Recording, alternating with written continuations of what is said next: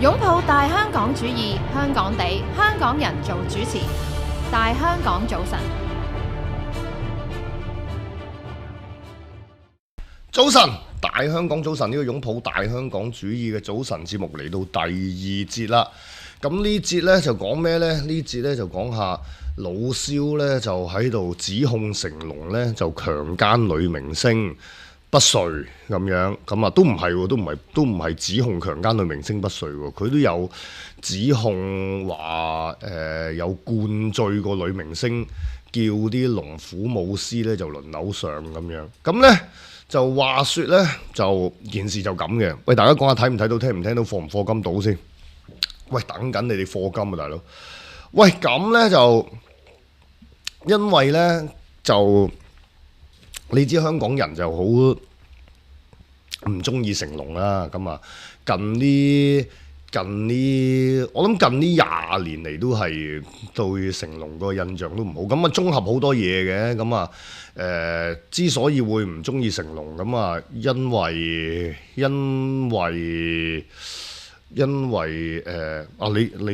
你講下啦，不如成龍，你知唔知成龍係邊個？知道啊，細個都係會睇佢嗰啲戲。咁你討唔討厭成龍嘅？又唔會話討厭。你唔討厭成龍？冇振達咧？乜大感覺。我都冇乜感覺。你又冇乜感覺？睇得比較少。咁你知邊個係成龍啊嘛？我知邊個成龍。唔係咁大家講起成龍就係厭惡噶嘛？咁你厭唔厭惡成龍啊？我都係冇乜感覺。你又都冇乜感覺啊？咁樣成龍就可能幾樣嘢加埋啦。第一就係佢嘅私生活啦。咁啊，因為呢個咁樣嘅佢嘅私生女，即係唔照顧私生女咁樣。咁啊，即係佢有個私生女，咁啊跟住就，然後又似乎就對佢冇乜照顧咁樣，咁啊大家覺得佢私德有虧啦，咁樣呢個係第一個啦。跟住就佢嘅佢一啲言論啦，一啲立場啦，咁樣咁啊喺嗰個政治氣候入邊，咁啊大家覺得佢亦都係亦都即係可能係同年輕人嘅對立面啦，咁樣咁啊，呢個可能亦都係另一個位啦，咁樣咁啊，跟住就亦都好多一啲關於佢嘅個人私德嘅嘢，譬如佢對佢嘅合作嘅夥計啲武師嘅兄弟好定唔好咁？佢對佢哋唔好，即係對佢哋即係出手唔闊綽咁啊，同埋都孤寒咁樣，搞到好多同佢一齊打拼嘅武師晚景凄涼咁樣。咁呢個亦都係大家唔喜歡佢嘅其中一個原因啦。咁樣咁啊，仲有就係佢諸如此類啦。咁樣我覺得係個綜合印象啦，累積咁啊，所以耐唔耐都會抄翻出嚟，就係去抄翻啲覺得佢唔好嘅嘢咁啊，去耐唔耐都會有個咁樣嘅風氣。咁啊，最近呢，就係香港01炒起嘅，咁就係訪問咗火星。火星就係成家班嘅一員啦。咁啊，以前就係阿成龍嘅替身啦，咁樣。咁啊因為好早年嘅時候，最初嘉禾出嗰啲戲嘅時候，就標榜成龍係全部都唔用替身嘅咁樣。咁但係其實係有用替身啦，咁樣。咁呢個就大家又覺得佢講大話啦，咁樣。咁呢個就最近嗰個風潮呢，就大家又挖起啲嘢，就係大家覺得成龍大家都唔中意咁樣，咁啊跟住然之後有啲嘢屌開成龍，咁啊大家一齊屌。咁啊火星呢，就先係接受咗香港01嘅訪問，咁就講佢即係喺成龍嗰度做嘢嘅時候，就即係得到嘅待遇唔好啦。咁啊成龍係咁有錢，咁佢嘅待遇又唔好，咁啊跟住阿火星就直頭喺個訪問度就講：喂，你咁多錢，不如照顧下啲兄弟啦，我哋真係好辛苦啊咁樣，即係咁啊，跟住就引起大家好多迴響啦。跟住就到翁靜晶又踩一腳，翁靜晶咧又借住呢個風潮，又講翻當日拍呢個《醉拳2》嘅時候咧，就原本就係劉家良師傅拍嘅，咁啊但係咧就結果成龍咧就成龍就本身係成龍本身就應該係主演，咁但係就落埋自己導演名，咁啊導演埋一份咁樣，咁啊結果呢就係搶咗阿劉師傅個位咁樣，咁啊劉師傅後來亦都心有不甘啊，拍翻個《醉拳3》又同佢打對台，咁啊又講翻呢啲咁樣嘅往事啦咁樣，咁跟住呢，就到老蕭參一腳啦，老蕭參一腳，咁啊老蕭就因為即係老蕭就係網紅啊嘛，咁你就 YouTuber。咁你 YouTuber 又要日日揾嘢講，即係等於我哋都係日日揾嘢講，咁咪嗰排興咩咪講咩。咁啊，譬如屌成龍咧、鬧成龍咧，喺嗰個時勢同埋嗰個風尚嚟到講咧，就基本上係冇嘢錯嘅。嗱，雖然我就冇乜咩啊，即係我就唔係嗰個圈子嘅，咁啊年代亦都唔同啦，我同佢個年代都爭好遠啦咁樣，咁就變咗就。基本上就冇接觸過咁啊，反而洪金寶就反而有接觸過啲咁樣，咁啊但係成龍呢啲就完全冇接觸過咁樣，咁啊變咗我就冇呢啲嘢爆啦。咁阿蕭若元咧，佢就係嗰個年代嘅人，咁佢就咁你食正嗰個風潮啊嘛，咁佢就揾啲嘢爆啊，基本上都冇乜嘢錯㗎啦咁樣，咁但係唔知點解咧，佢咧做完個直播之後咧，就自己淆底就 cut 走咗喎。就 cut 走咗喎，咁點解會 cut 走咧？咁樣咁就嗱，咁佢咧就嗱，我哋睇過個直播咧，睇過佢嗰個咁嘅直播片咧，佢係講幾樣嘢。第一，佢就話咧，就蕭若元講啊，唔係我哋講啊。蕭若元就話咧，成龍咧，咁當然有好多指控咧，話佢即係卑鄙啊，話佢個人啊好衰格啊，三姓家奴啊咁樣。咁啊，跟住咧，佢咧就係喎，振達你都做過啲咁嘅嘢嘅喎，你都同阿蕭生一樣嘅喎嚇，有啲不利自己嘅嘢你就 cut 走佢嘅喎，你都試過嘅喎，係咪啊？其實有啲不利嘅嘢 cut 走佢咧，就唔緊要嘅，但係就你係偷偷地做啊嘛，係你係冇話俾個台嗰啲片唔係你嘅嘛，你知唔知啊？係嗰啲節目唔係你嘅嘛，係嗰啲節目係我哋嘅嘛，你 cut 走我哋啲節目你真係講起都真係火滾嘅真係，講起火呢個有冇計你嚴重錯誤㗎？呢個冇喎，冇計到啊？未開始啊，未開始啊？係如果可能有追溯期先得，我諗下呢件事都好撚嚴重嘅，你損毀我公司嘅財物喎嚇！我保留法律追究你權利係，我保留法律追究你權利啊 ！OK， 你刑毀啊？你知唔知啊？你刑毀啊？喂，咁咧就呢個咧就咁啊，老蕭唔知點解淆底 cut 撚走咗佢。咁佢係講幾樣嘢嘅，我哋睇咗佢直播。佢第一樣嘢咧，佢就話呢個成龍就咧開生日 party 咧，就灌醉啲女明星，跟住咧就去叫啲龍虎武師輪流去上喎咁樣。嗱呢度就衍生一個矛盾嘅問題啦。嗱。第一就係嗱，唔係嗱，首先我哋即係我當然我唔係我講㗎，呢樣嘢係我哋聽蕭若元講㗎，我亦都唔知呢件事嘅真偽啊。咪但係佢難免令我衍生一個問題喎，就係嗱，阿振達，如果你係龍虎武師，咁如果你係跟成龍做龍虎武師，成龍灌醉咗個女明星，咁女明星梗係靚㗎嘛。仲要係80年代嘅女明星好靚喎，你知唔知啊？唔係而家嘅女明星喎，好靚嘅喎。好啦，跟住然之後，成龍灌醉咗個女明星叫你上，咁你覺得成龍對你點咧？應該都幾好喎。嗱係嘛，嗱呢啲佢講啊，係咩？你個人咁撚卑鄙嘅，你一齊去迷姦個女仔，你仲話好嘅？即係我企喺即係成龍嗰個，即係迷姦你都中意嘅。咪而家其實你企喺嗰個龍虎武師嗰個角度啊，龍虎武師，即係有得一齊迷姦，你覺得好唔好？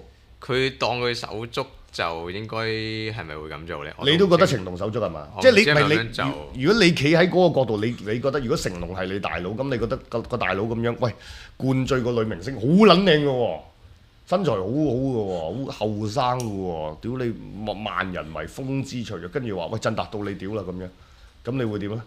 諗下都唔好，強姦都唔好，你會犯法。唔係啊？唔係強姦啊！唔係強姦啊！你唔知強姦啊！總之阿成龍就話喂，佢話可以一齊屌啊，你入去屌啦咁樣，咁你會唔會講多謝大哥咁樣？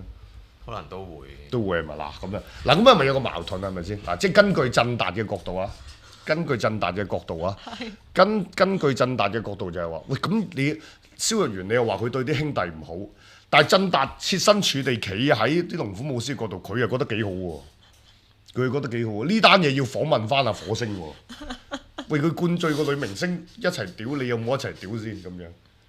嗰個係即係呢個係咪有少矛盾？嗱，蕭若元咧就指控呢個成龍呢幾樣嘢。第一就係灌醉啲女明星，叫啲龍虎武師一齊去上咁樣啊！呢個係一個指控啦。第二個指控就係話拍一個沙漠嘅戲嘅時候咧，夜晚咧就走入嗰個女明星嗰個帳篷嗰度，咁啊諗住強姦佢。佢照蕭若元講㗎，咁啊跟住嗰個女明星咧就唔就範，咁啊蕭生仲話，蕭若元仲話：你哋知啦，要強姦一個女人唔係咁容易。嗱，真係好少人會咁樣講嘢。真係好奇怪。咪嗰個講嗰個真係好少人嗱，嗰個係大 red call 啊！蕭若元就話：你哋都知啦，要強姦一個女人其實唔係咁容易。我真係唔知，真但你知唔知啊？強姦一個女人容唔容易啊？你覺得？我唔知道。你覺得容唔容易啊？我真係唔知道。唔係，但係你覺得易定唔易先強姦一個女人？唔知喎，應該唔易嘅。應該唔易係嘛？係啊你都覺得應該唔易係嘛？係咪？係啦係好撚奇怪啫！我就即係點解嗰件事係蕭若元？點解你會知道強姦一個女人容易定唔容易咧？我真係唔知喎，真係。咁如果你話唔容易，咁點解呢個世界咁多強姦案呢？即係好似佢頭先講到，即係話如果個女人決心要走甩，係實走得甩咁樣。咁呢個世界點解會有強姦案呢？咁我真係唔明。即係咁，但係總之佢就話啦，就話喺個沙漠拍戲嗰陣咧，成龍啊走入去個女明星嘅帳篷嗰度就強姦佢，跟住蕭若元就話你知道啦，強姦一個女人唔係咁容易。咁嗰個女人咧，嗰個女星咧一逃出嗰個帳篷咧，就發現帳篷外面有幾十人，原來阿成龍咧就叫埋晒啲人咧就一齊嚟睇咁樣。咁呢個都係犯罪啊！呢個係第二個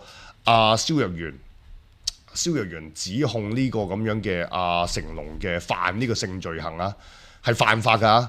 跟住咧就另一單嘢咧，佢就話咧，佢講咗好多單嘢濕濕碎碎咁樣，但我整理翻就係佢另一單嘢，佢就話又係有一個女明星，又話一個女明星。咁嗰個女明星咧，佢咧就話同個女明星咧就喺車嗰度，跟住咧就佢就。即係佢就已經撩過嗰個女明星，根據蕭若元講啦，佢就撩過嗰個女明星去上床開房好多次，嗰個女明星都唔肯。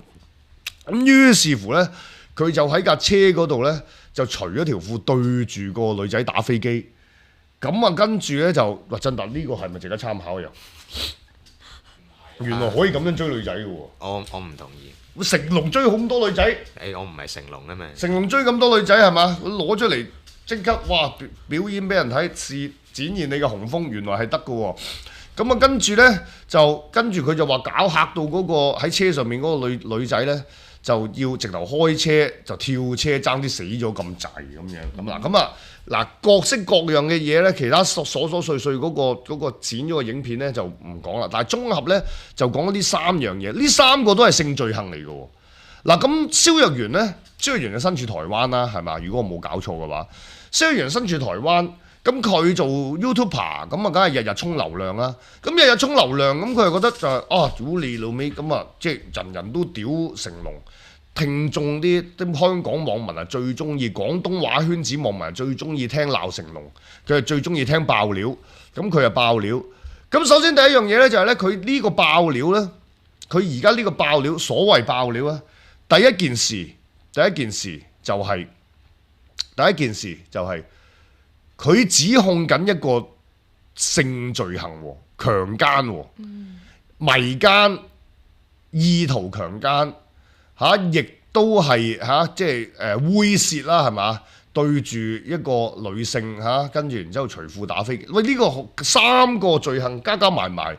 都即係如果全部成立，夠坐幾廿年嘅喎。咁好啦，咁蕭若元對於成龍提出咗一個咁樣嘅嚴重嘅指控，咁你要提供證據喎，蕭若元。咁我諗佢都係，即係呢個就係佢點解跌片嘅原因，就係我相信佢係冇證據喎。冇證據，聽人講。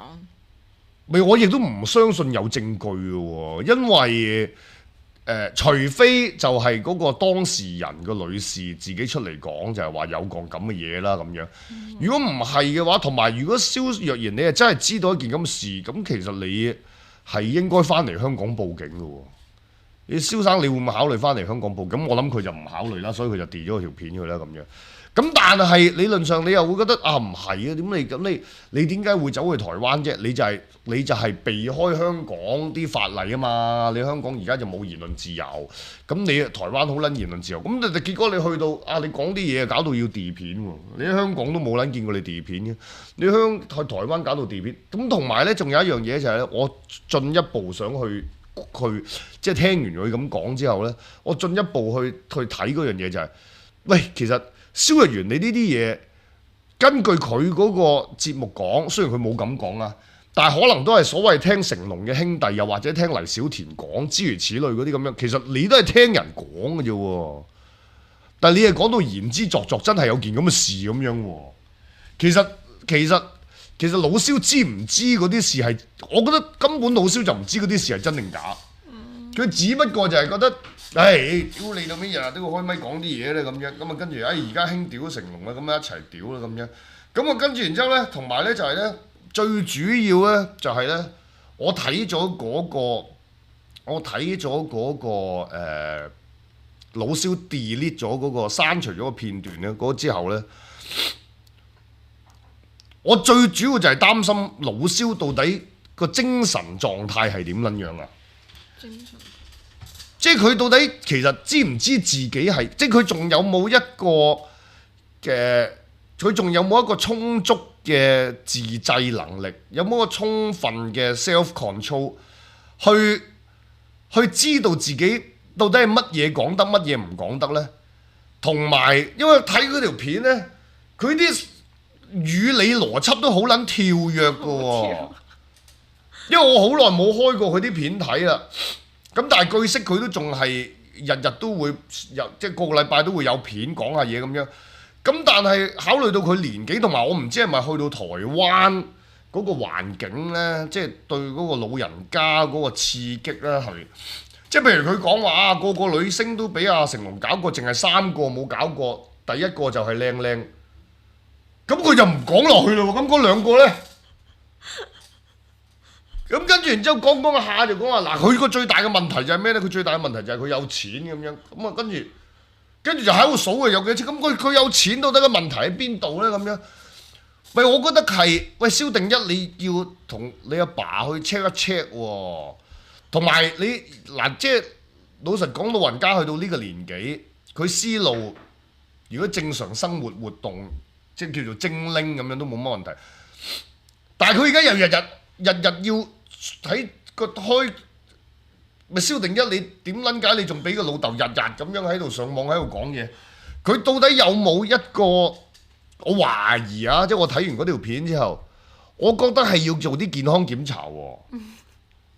佢好似唔係好清楚自己到底講緊乜嘢，同埋佢有時要講下又要 remind 翻，講下又要諗翻啊講緊咩呢？咁樣講下又要諗翻啊，我哋而家到底講緊咩？我都有時會咁樣，但係佢好似佢同埋有少少分唔清楚，到底講嗰啲嘢，到底係聽翻嚟定係佢見到，到底係佢知道定係佢以為，佢有少少分唔撚清楚喎。嗱，呢單嘢呢，首先第一樣嘢就會中誹謗。咁但係中誹謗咁，你咪唔好翻嚟香港咯咁樣。雖然阿成龍都可以去台灣告你誹謗咁樣，咁你又再撩咯，又控去第度啦。但係會唔會人身安全又會有問題呢？咁樣係嘛？有啲人好中意成龍啊嘛。雖然你話頭先我哋一開始講就係即係香港人好多唔中意成龍，有啲有勢力嘅人士好中意成龍都會噶嘛，因為睇唔過眼係嘛？咁樣而老蕭可能過咗第二日都唔記得咗自己講過啲乜嘢啦。係喎，係咪？會啊。咁好無辜喎。咁第三樣嘢就係佢個精神狀況，佢嗰個神智狀況真係要檢查一下喎。睇完嗰條片之後。佢好似有少少唔係好知道自己講緊乜嘢咁樣喎，同埋佢有時個迷糊嘅樣，我都一瞬間我都懷疑佢知唔知自己喺邊嘅呢？佢知唔知自己喺邊度呢？佢有冇搞清楚佢自己喺邊一個法律嘅地區呢？因為台灣告呢啲嘢好似仲容易過香港嘅喎，啲誹謗嗰啲咁嘅嘢，佢係咪搞錯咗自己，以為自己係喺美國定係或者係喺 KK 園定係乜嘢？我唔知佢，我唔係好肯定佢個神智狀態係點樣啊？我覺得蕭定一你同佢 check 好喎。嗱，呢個真係肺腑之言，大家認識一場。呢個就係最主要就係想講呢樣嘢啦，就係咦喂，有課金啊，你讀下課金先啦。好，睇一睇先。老闆100蚊，課少少試下，感謝笑哈哈。老闆188蚊，早晨難得聽 live 拜19。多謝19。仲有就係188蚊，係啦，早晨難得聽 live 拜19，啱啱嗰條課金。而家節目即時課金總額係388蚊，老闆有388蚊。仲有隻50蚊唔留底反應片幾好笑，拜阿華。同埋50蚊唔留底同時試聽好過癮。多謝。係啦，100蚊課少少試下笑哈哈，同埋188蚊早晨難得聽 live 拜19，係啦，暫時係咁多。咁到底唔留底同時試聽係乜嘢呢？咁啊，聽重溫嘅朋友你又唔知啦，聽直播先知咁樣。咁所以呢，有時節目真係要聽直播㗎咁樣。喂，我哋呢一節到呢度先，唞一唞，轉頭翻嚟繼續。